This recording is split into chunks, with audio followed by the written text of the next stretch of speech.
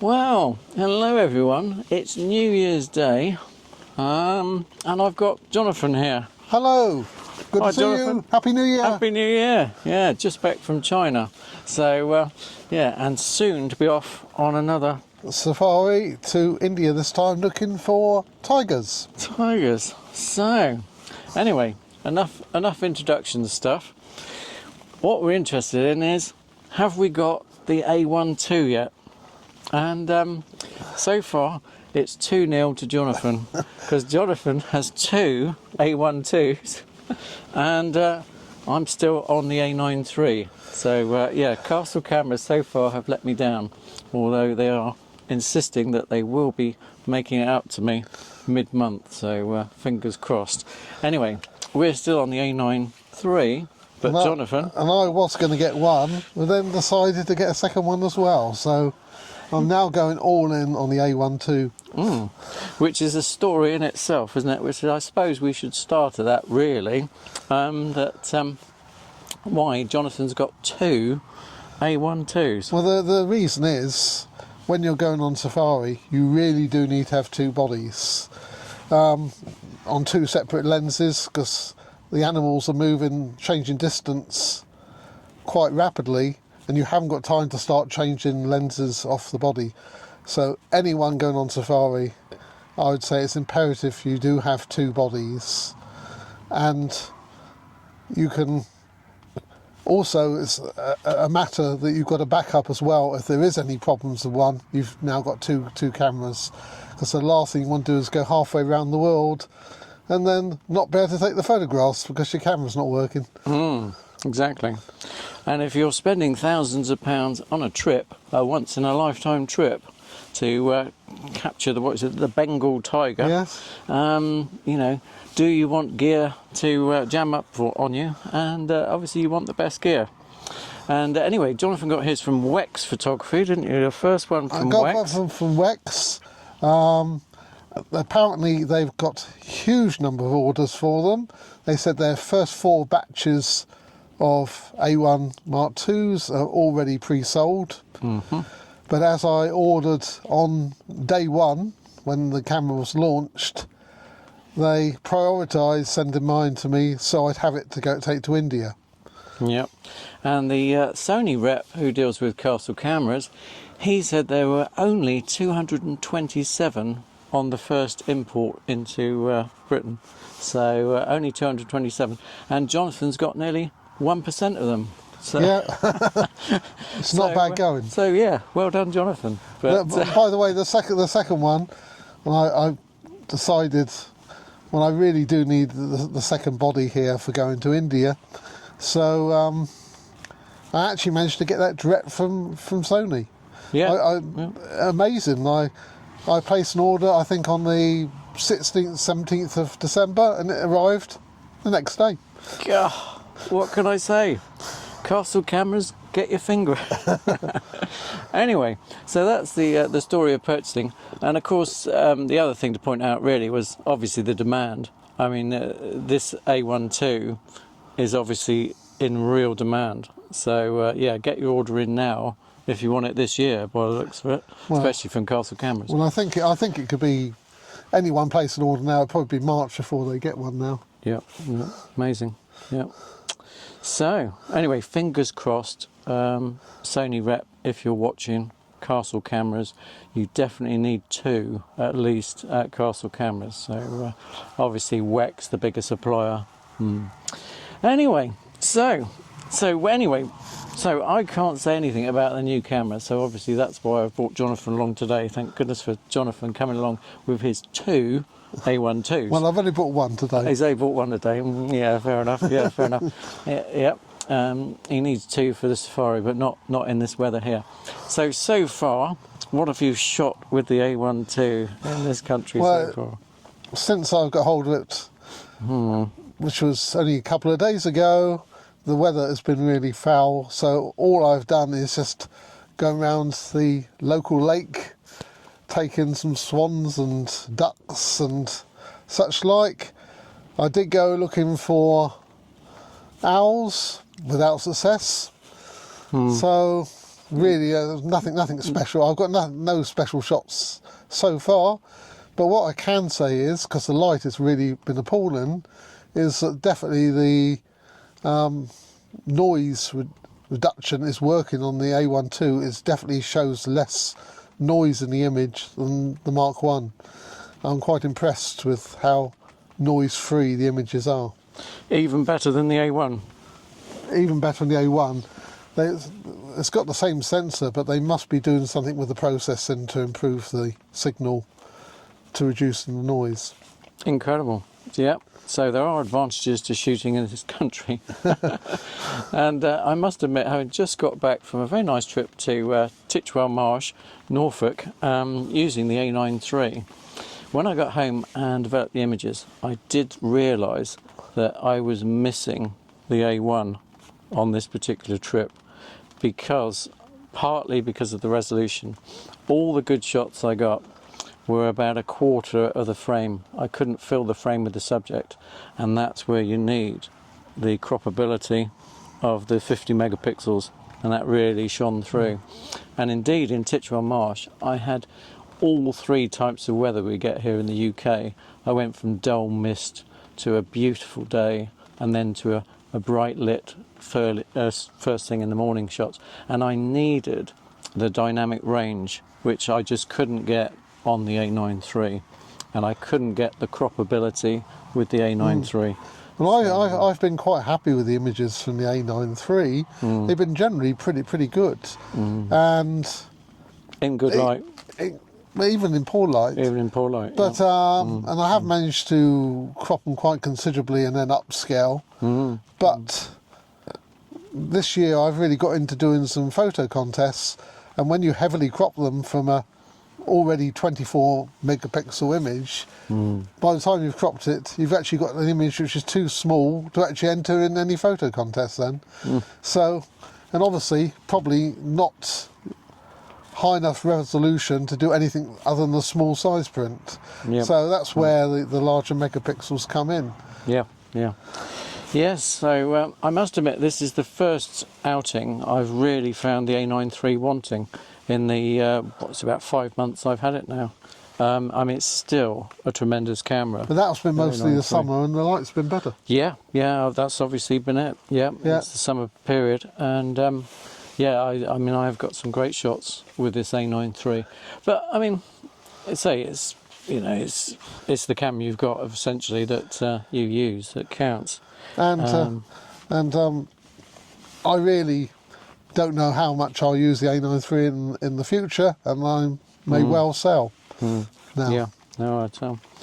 And the A9 III has still the two advantages of the A9 III are still the fast speed, aren't they? The 60 and 120 frames per second.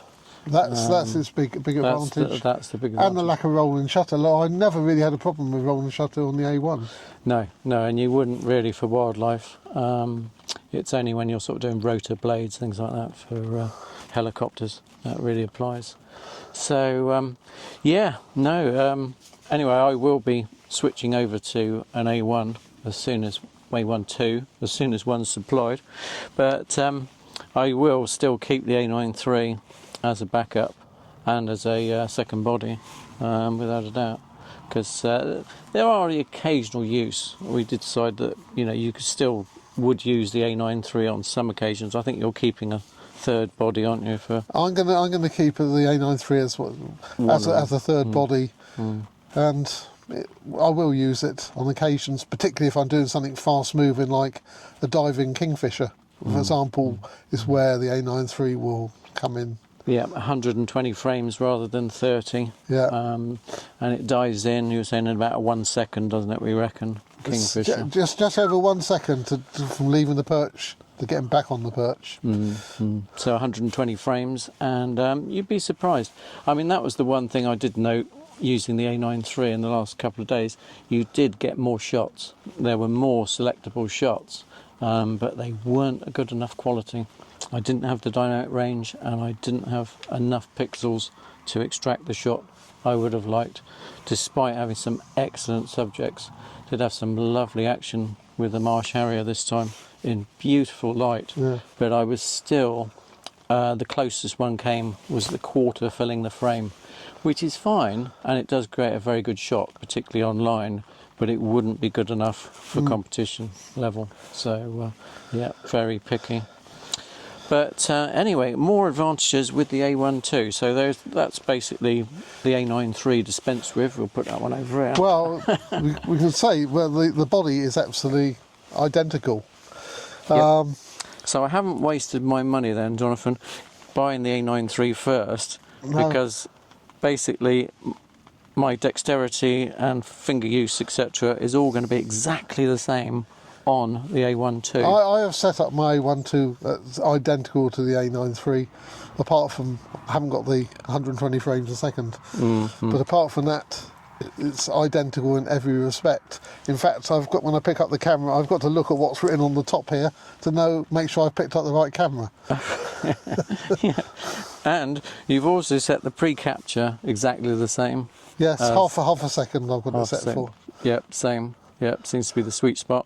And you were saying it came already set to half a second. Yes, the A1 II came set pre-captured to half a second, so obviously that's what Sony think that most people will want. The way I did it with two bodies is I went through all the whole menus with the A9 III beside me and tried to set it up identical, so all the buttons do exactly the same thing on both cameras. And then when I got one A1 II all set up, I downloaded a CAM file off it, put the card into the other A1 II and copied all the settings exactly across to it, so they're identical. Hey presto. And there was only one setting that was different on the A9 III? There's no pixel shift on the A9 III, which isn't on the A1 II.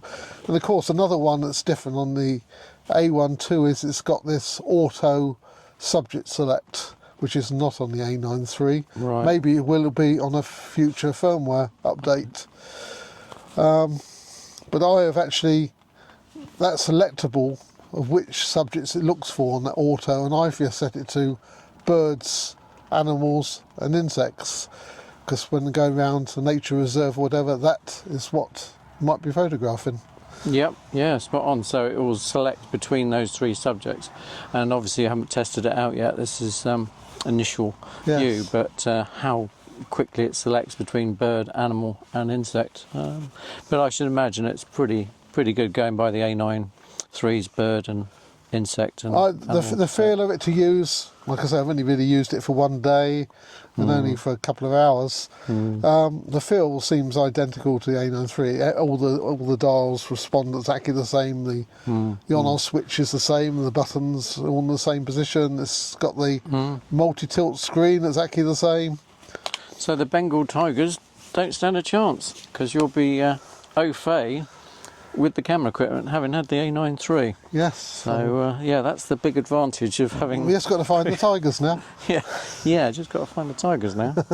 And again, I would suggest, I'm always thinking Bengal tigers. I'm always thinking low light, dark images of tigers deep in the jungle. Yes. Where the f2.8 of the 300mm lens will be perfect for that. And you'll take the 400 f2.8? No, apparently the vehicles in India are much smaller than the ones in Africa, and we can only take two cameras with us on the. All right. Okay. So you go for the 600 f4. Well, I'm going to on the other body. No, 300. No, I'm going to actually have the 135 f1.8. Ooh. Because the light could well be, because often in forests the light could be poor. Yep. Yeah. This is what you have to consider. And I want some good bokeh to blur out the background if it's a busy background. Oh right, yeah. So, there we are. So gear selection, folks, before you actually even step foot on the plane. Yeah. Amazing. But most important. But of course, the A1 II is key for those low light shots, and it's the increased dynamic range as well on the A1 II. And the improved ISO performance as well is going to really help. Yeah, this is a key factor, the ISO performance. The dynamic range is not much, but the ISO performance is definitely better than the A1. I'm a stills photographer rather than video, but I also notice the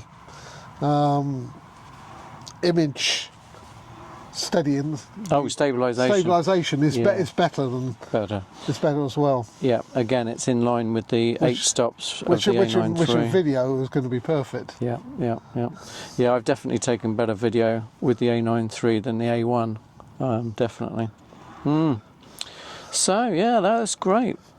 So anyway, we were just predicting that there's going to be a lot of A9 IIIs on the market soon, and A1s, because basically the A1 II should be a good enough camera at least for the next, well, you said 10 years. I said 10 years. But I'd say 5. I'd say this has got everything I want in a wildlife camera that really I can't see any reason to upgrade for many years to come. Yeah.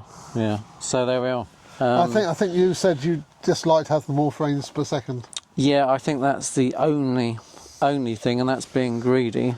60 frames per second. As I say, there definitely were shots that I got with the A9 III I wouldn't have got with 30 frames per second, but that was purely the case of having the extra frame. I've never really used the A9 III at 120 frames per second, which is quite remarkable.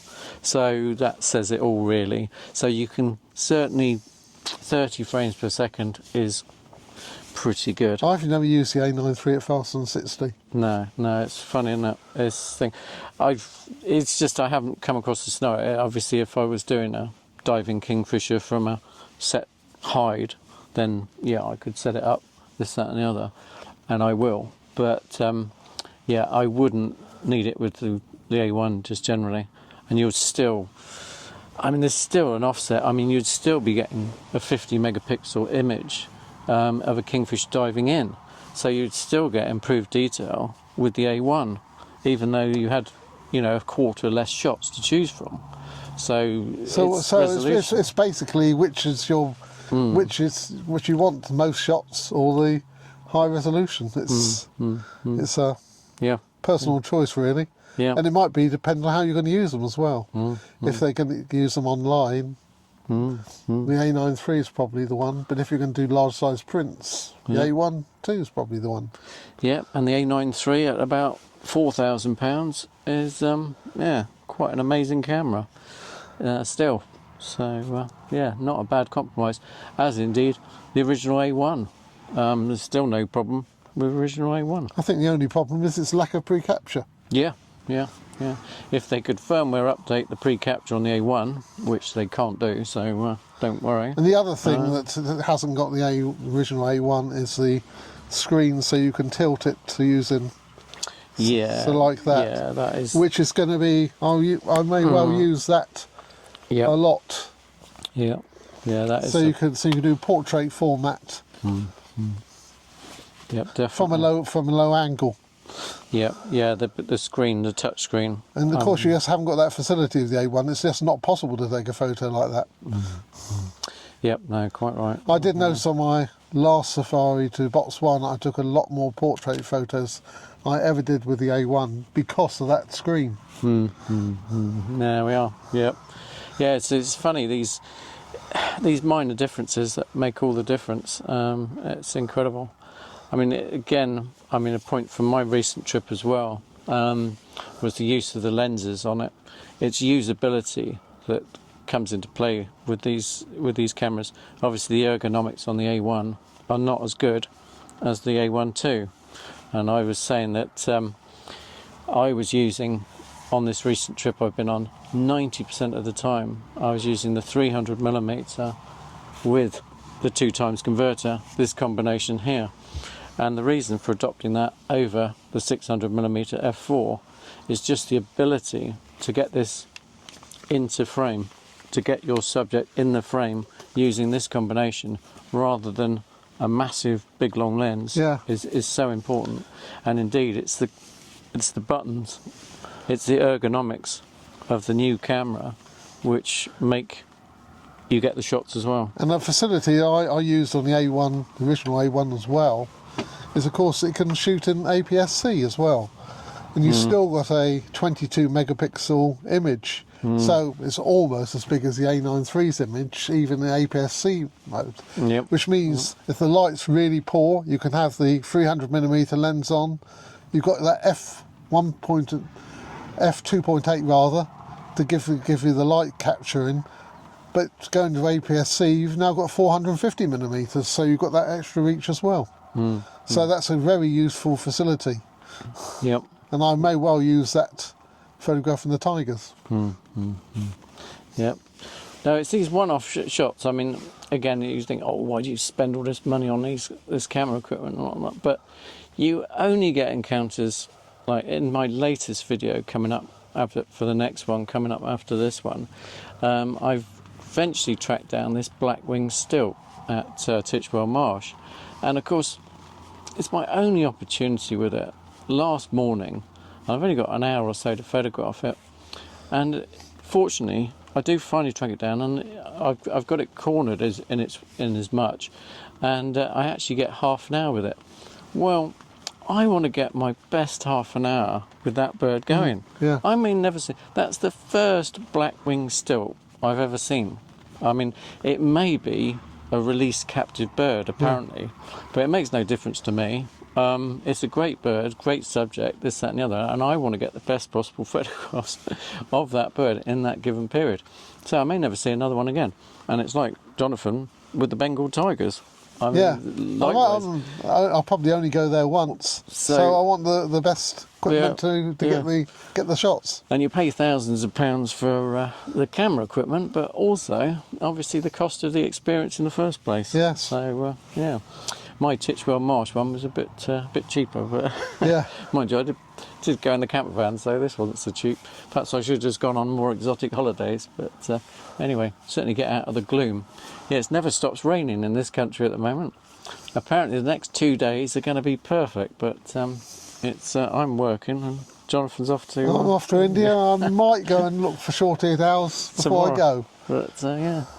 Anyway, yeah, so anything else we haven't mentioned about the A1 II yet? Apart from I haven't got one, you may have noticed, but yeah. The only thing I said earlier, which I've not mentioned, is that some photo contests will only allow you to moderately crop the image, but with the APS-C facility on the A1 II, you can actually crop in camera, and therefore you're complying with the rules.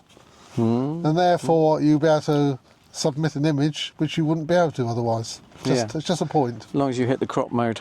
Yeah, okay, yeah. But I mean that's the whole thing. I mean that was the whole advantage of even the A1 over the A9 III. It's throwing down those pixels on the image was key factor. And indeed, you know, some people don't do fast moving, fast action wildlife. I mean the A1 II is the A1 straight is still a great bargain, and indeed the A9 III. I mean, it's still, if you want to go for speed, you could still pick those. But now the flagship camera, definitely for Sony, is the A1 II. I think it's going to be by far the most popular. Yep. And go and buy the pre-orders. Yeah, I better. I've got to keep my fingers crossed now. I should have gone to Wex. I should have gone to Sony Direct. But anyway, yeah, Sony Direct. They're probably they never watch my videos. They should have sent me one to test first of all. But anyway, if enough people subscribe, so yeah, don't forget, if you like this sort of chit chat, subscribe and like to Camilla and I. And the more people we get, then maybe Sony might take us seriously and send me a Sony A1 II, or it might be the Sony A1 III. I doubt it. It could be a bit while yet. Next time. Anyway, thanks Jonathan for giving us an overview of the A1 II. It seems a great camera, and I say Jonathan's cornered 1% of the market of A1 IIs. Well, to me it seems like it's got the best of the original A1 and the A9 III combined into one camera, so it was a no-brainer. So Jonathan's got two. Right, two. Yeah. Anyway, thanks very much, Jonathan. That was great. Okay. No, lovely. Cheers. No, thanks for that. See you soon. Bye. Bye.